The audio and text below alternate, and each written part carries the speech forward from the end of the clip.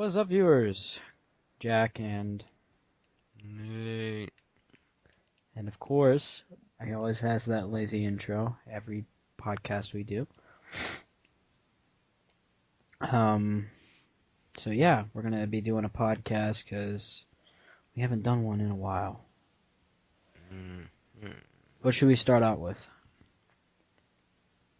The first thing that's on the list. All right, the Dark Souls 3 release. So I have a question for you, Nate. Mm. As a person who has a subtle interest in Bloodborne and plays a little bit of Dark Souls, how do you feel about this game? It looks good. I mean, there's not much to it, as far as my opinion goes. I'm not an avid player of the Souls games, but it looks a lot more grand on scale than the past games. Gameplay looks like it's a straight carbon copy of Bloodborne, without guns. But overall, I think it'll be good. And I think the enemies they kind of borrowed a little bit from Bloodborne with less blood. They're more like just zombies, whatever. But it's a lot more gothic, but it's gothic enough to a point where you can tell it's not Bloodborne, in my opinion. Yeah. So yeah, I'm looking forward to it. It comes out on my birthday, which is surprising. Nothing important has ever came out on my birthday. Um, That's the spirit. One time I had my birthday on Easter. That was fun, but actually it wasn't. It wasn't fun. Um, Dead Space is backwards compatible, I believe, or is going to be soon. Um, it's free with gold right now, but I already bought it in 2013, 3 years ago. It's already on the back compat list. You don't need to wait to install it. Ah, so next time I have my Xbox, which will probably be my birthday, I can download that, so that'd be fun. And I did buy some DLC. Um, do you want anything like from the next Dead Space, if there ever is one? Uh, nah. Nah. EA is making that studio make Battlefield games now. Hardline, same people that made Dead Space. Well, Hardline had um, they crammed in a lot of Dead Space Easter eggs. I think they were hinting at EA that we want to make Dead Space. Because there's an actual part in the campaign where you sneak up on this guy and he's playing Dead Space.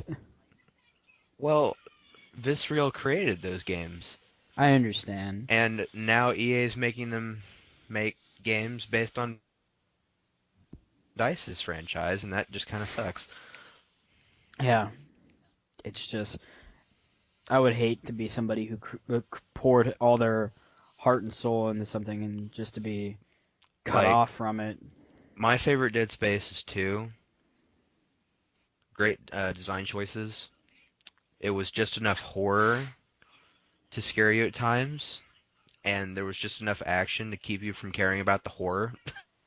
I never played much of Dead Space 2, but I will say that one, from what I've played so far, is my favorite because just Isaac waking up in a mental Yeah. institution, and it's got my favorite armor in it, the vintage armor, and there's several variations of that which look really cool. My favorite armor is the security armor, which It, is also exclusive to the second game. yeah, they kind of got Dead lazy with Space the 3 was reskins, but it was still pretty cool. Dead Space 3 was good for what it was, but you could tell EA made them just shove microtransactions. I don't think I've ever really played Dead Space. I don't own Dead Space 3, so I mean I played I the have it. demo, but I have it for the PS3. It's not a bad game, but you can tell where EA just really screwed them over. yeah. Um, Microsoft wants upgradable Xboxes. In my opinion, this is a very stupid move. It takes away what makes consoles consoles. Consoles Yeah, you they're buy. already PCs as it is.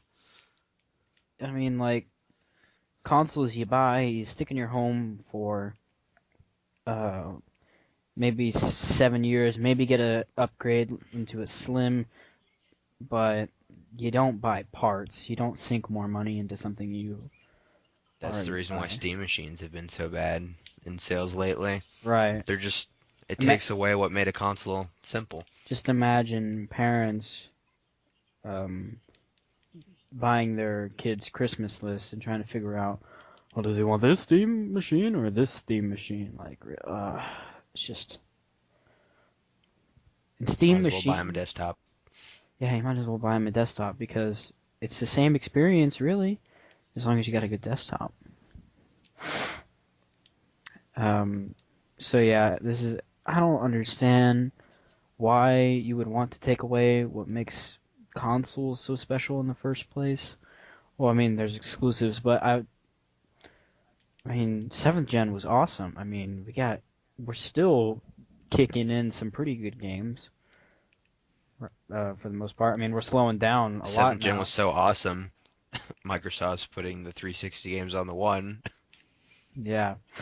Oh, I think part of the reason they're doing that is because Extra support. well, that and I'm playing Borderlands 1 right now. I would say live The stream Xbox that, One. but Skype is barely holding. So I would say Skype would murder itself. yeah, just to tell you guys how bad our connection is. Um, so yeah, that's stupid. Um, what do you think of like exclusives? Like they're really just dying out. Like Halo Well, they're Wars dying out is on the Xbox side. Sony's still holding up pretty, they're holding up pretty good for the pretty most part, solid. but like Street Fighter, that's just PS4 and PC. What bothers me about Xbox's plan is, yeah, it's more pro gamer, it's more friendly because games are going to be on more than one platform, but eventually this is just going to make the Xbox nosedive in sales Yeah. because there's not going to be anything other than Halo holding the Xbox up. And the quality of recent Halo games has really made that not even worth it. And some are gonna say like, "Oh, Halo's the only thing that's ever held the Xbox up." Well, I don't really believe that. I mean, Gears, for the most part, every Gears game except for Judgment, from what I've heard, is pretty good. Like Gears of War 1 had a PC port. It was like a long time after the release. I know, but they haven't ported over another PC port in a long time, right? I don't think they did Ultimate Edition on PC, did they? Yeah, they did. Well, they did, but that's Yeah. the only one. It's technically still Gears of War 1. Gears 4 was announced for the PC too. All right, well now Microsoft is screwing their franchise. Anyway, Halo's the only one that stayed true to the Xbox. has Forza been PC at all? I don't know anything about Forza. Okay, so yeah, Microsoft is dying. It is dying, but it's not dying. They're making The thing I hope ports its way over to the Xbox eventually is No Man's Sky. one thing I want to talk about, and this is something that happened to me very recently. When I got my Xbox One, it was around July 2014, and I had gold for 3 months, and I had some games with gold, and I played those games. And up until, what is it? When did my gold expire? February, I want to say. Um, I lost access to those games, and that wasn't a problem I had originally. When my gold expired, I was still able to play those games without gold.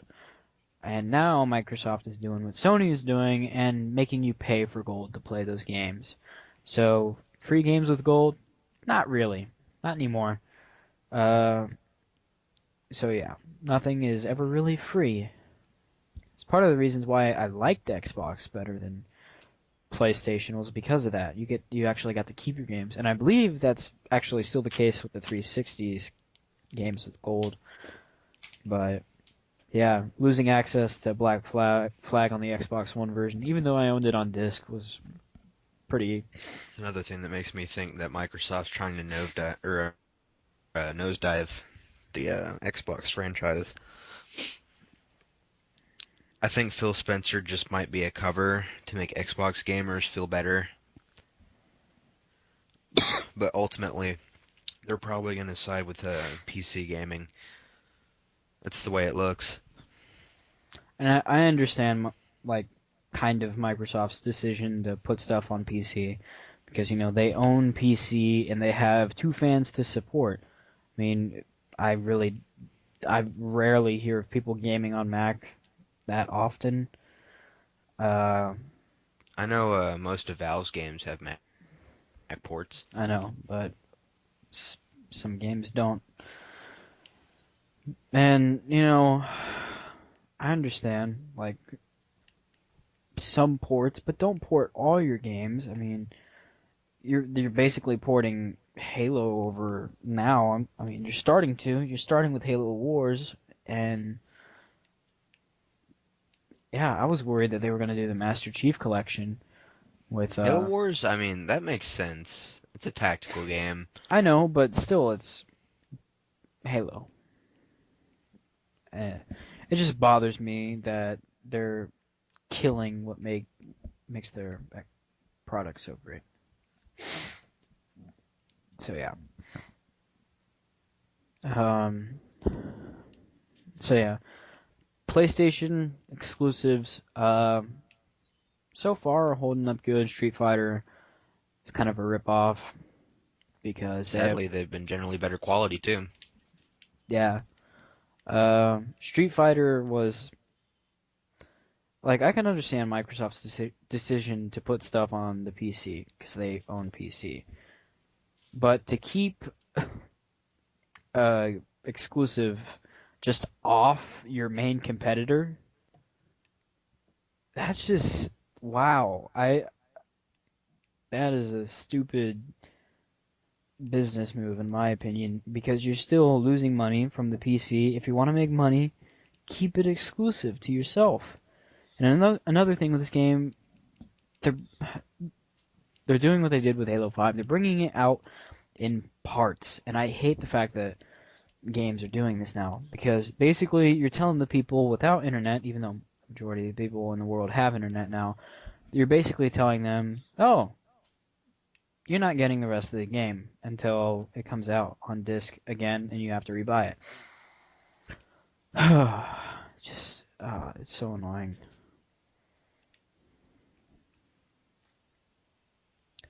So anyway, microtransactions, Nate. What about them? They just suck. End Yeah. story. Um, I'm ticked off that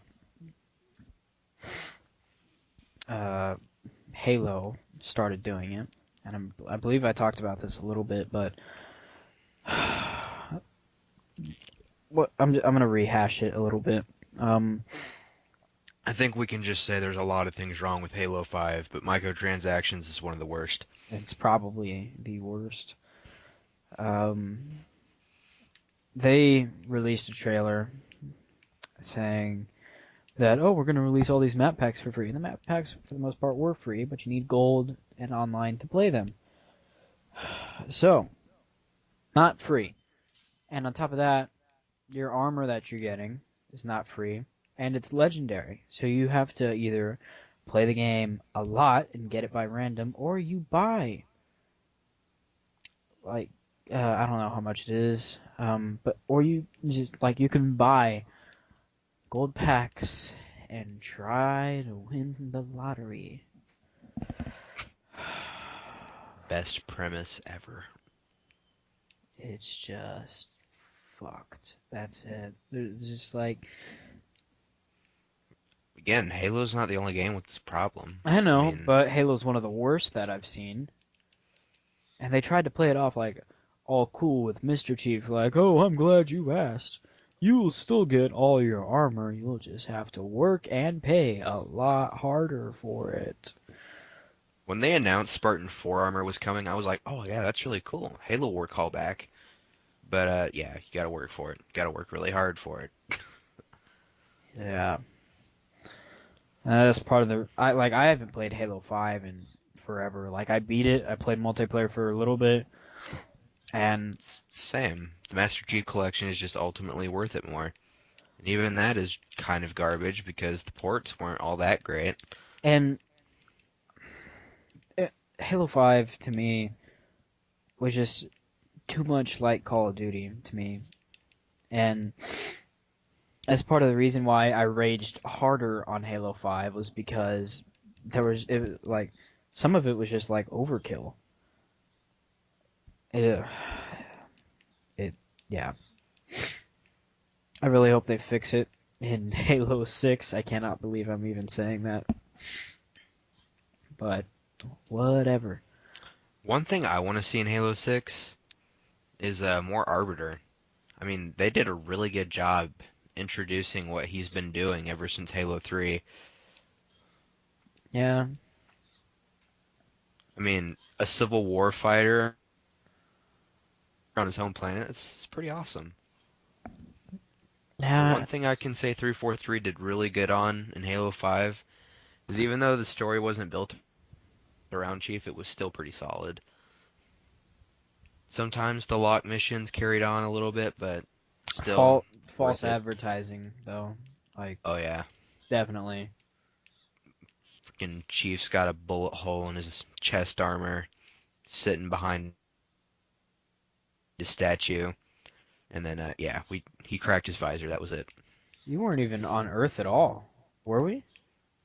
To be honest, I don't remember. That campaign is pretty forgetful, I other think than the Arbiter parts.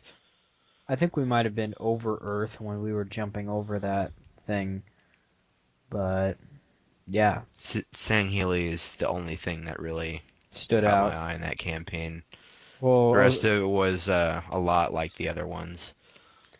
yeah, and me personally, not a big fan of the Forerunners at all. They have They some were cool better off as weapons. mysteries, Yeah, they were definitely better off as mysteries. They look better in Halo Legends, in my opinion. But yeah, which is kind of sad because Halo Legends is just a series of animes, really. yeah.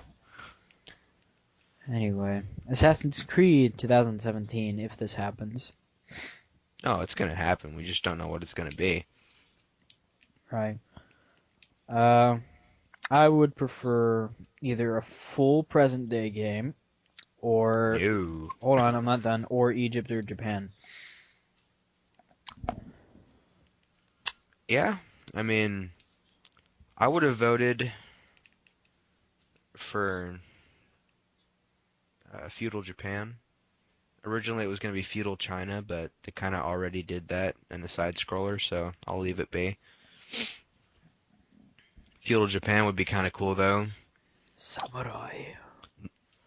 I would think you'd be fighting the samurai. They'd be like Templar agents because you could have this whole thing surrounding the ninjas.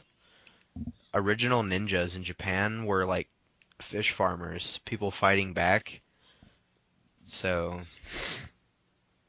assassin freedom fighting could be worked into a ninja storyline against the samurai. Yeah, maybe. Once again, it would be a generic Assassin story. But one thing I want, as I said in my video on what do I want from Assassin's Creed 2017, I want a character that will stick with the franchise for a minimum of 2 games. I want to love this character. I want Arno was great. Arno was probably the worst one. Uh, yeah, Ezio. He kind of just for most people, he's the best assassin. I mean, 3 games you felt for him, and when you saw Embers, you just Well, the thing about Ezio that they did great on was it was a full-fledged story. You know the beginning of it, you know the end of it. You saw him get born. and you saw him die. Yeah, But another thing I liked about his story arc is there were a bunch of branches that came off of it too. Like he trained Xiao Jun. That didn't need to be added in. The series could have been fine without that little back piece of story, but it's a cool little thing they added in. What Yeah. I would like to see in the future is maybe a game where, I don't know, some of the assassins to closer time periods meet up. Yeah, like I can't do Shao Jun. Ezio's dead. Uh, Connor and Arno, I mean, it's that's yeah, like possible. it could work. They're 30 Um, years apart. I Connor would would be like in his 50s. I would say Connor would be Revelations Ezio by that time. I mean, I don't know how that story would work because there's no reason a French assassin and a Native American assassin would have any kind of dealings, but Shay killed Arno's dad, and that wasn't really necessary, so I feel like they could do something. Yeah, well, it's Assassin's Creed, bend history anyway. That does sound pretty good. You could have like old Connor show up with Instead like of white beard, introducing a new mohawk. character to stick with, just try and develop the old ones more. That's all I'm saying. Yeah, Have a Civil War game with Connor as a master assassin. Civil War. When did the Civil War take place? Connor would be pretty old by that time. Yeah, that's what I thought. That's what I'm saying. Master assassin, like Ember's Ezio.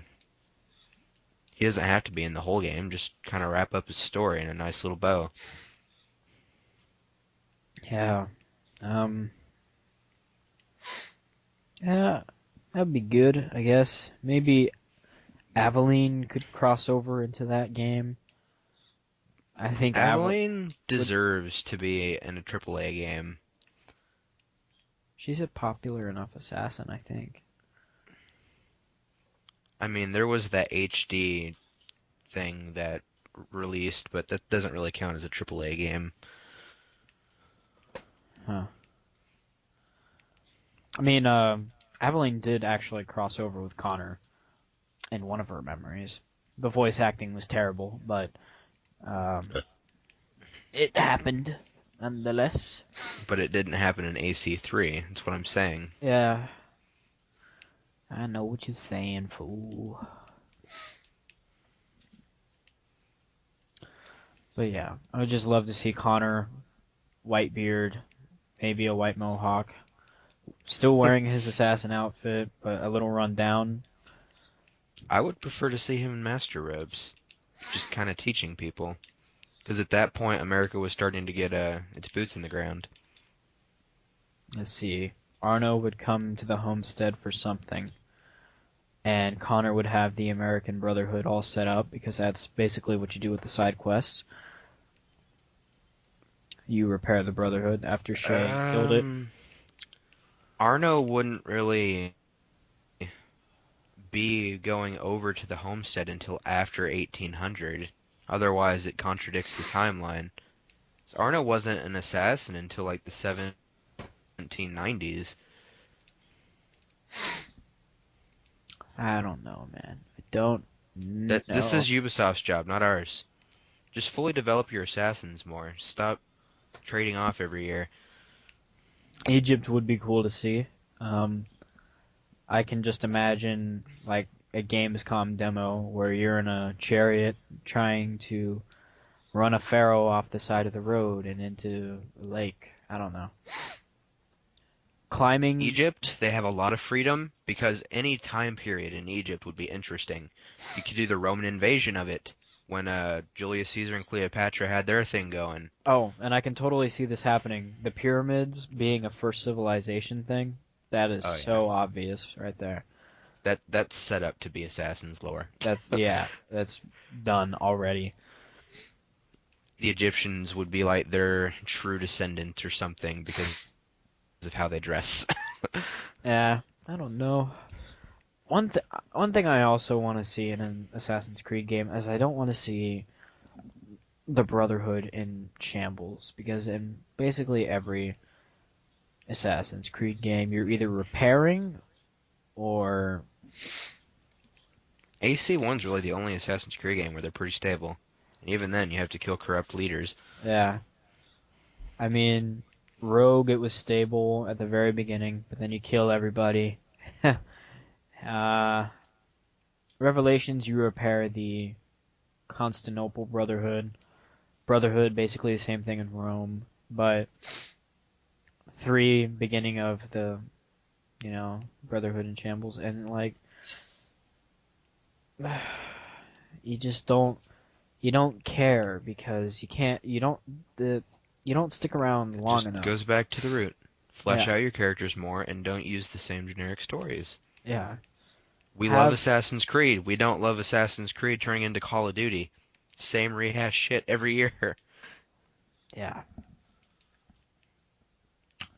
Oh, and a stable game, please. Syndicate was stable, but all it was a stable Unity. And I like it, My but my complaint of Syndicate is the combat. I'm like the only one that preferred Unities, but next game, please don't make the combat inhuman. People don't hit that fast. they're British. Okay, yeah, that's a perfect excuse. They're British. How you They're used to doing, it. mate? Oh, you just gonna push me, huh? That was terrible sound effects. Oh my god. It was a terrible accent too. Yeah, it sure was. I don't know what I can't breathe through my nose right now. I can't really talk correctly. Um, Fallout DLC. Are you upset that they're raising the price to the season They already pass? did raise the price, and no. If they make the DLC good, it's worth $50. Right now, Automatron is at it. No, I don't think it's worth it. $10? I mean, Automatron doesn't really add much to the game other than robot customization, but I think it's worth $10. I just Well, I mean, like a season pass. Like, in my opinion, a season oh, 50? pass. Yeah, in my opinion, a season pass is worth it if um all the individual DLC packs are worth their amount and they hit the season pass budget. I'm gonna refrain on buying any Fallout 4 DLC until the Game of the Year edition comes out. That's what I did with 3 in New Vegas. I think I'll get Far Harbor, but I'm not sure about anything else I, because they're adding a um, new I game love the area. Fallout universe, so I am gonna get the DLC eventually, but I'm gonna do what I usually do and just wait for the Game of the Year edition or Ultimate Edition. New Vegas wasn't Game of the Year, sadly enough. I think Black Ops was that year. Hmm. Yeah. Well, But yeah, I like what they're. Fallout DLC, I just wait until it's all done. Bethesda usually doesn't disappoint. Far Harbor, I've heard, is supposed to be a bigger like DLC expansion than Solstheim was in Skyrim. Yeah, it's like 3 times bigger than Solstheim is what they said. So we're basically getting a brand new. Where is Far Harbor gonna be? It's in Maine. All right, so we're basically getting a whole new part of a city to explore. It's not And really a city. It's an island. It's a well, big island. big. Never mind. What is up with their island? Solstheim was basically it is an island. Islands are easy to make. You don't have to set boundaries because they're already there. Huh. Well, Think about 3 and 4. I mean, New Vegas had invisible walls. That doesn't count. Fuck New Vegas.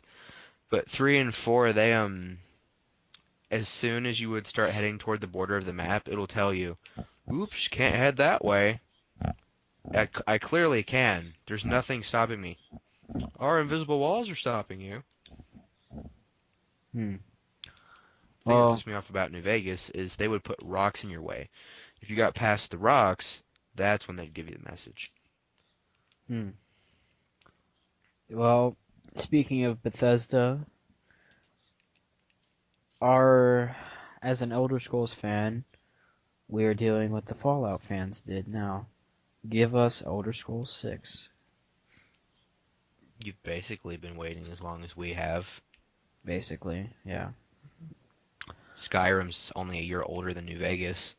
Right. But still want it. And I would be surprised if we use the same engine. If Bethesda doesn't make a new engine soon, they're slowly gonna die off.